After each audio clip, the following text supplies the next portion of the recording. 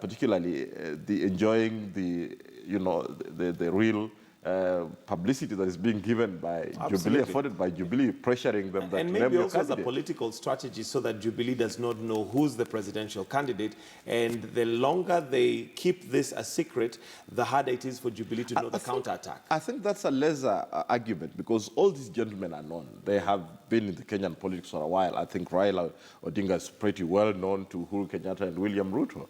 It's very well, Kalonzo is very well known. He was part of the G7, and Musalia Mudavadi is pretty well known by all these guys. I think timing is not a real issue. The issue here is the gentlemen have not had an agreement, and they need time, and I think they still have some time to do it. The issue of Isaac Ruto coming on board, I think looking at his political career and trajectory, this is one politician from the Rift that has not been a conformist. And perhaps others, analysts, would credit William Ruto for destroying Raila Odinga in Rift Valley. I particularly differ when it comes to South Rift.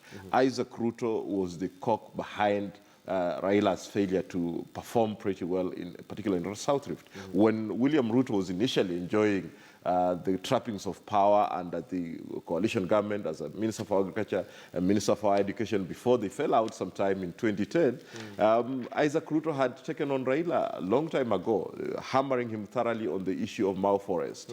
And even if you go back to many years, it's not even as much as he was a KANU mentee, he's on record differing with the professor of politics in Moi.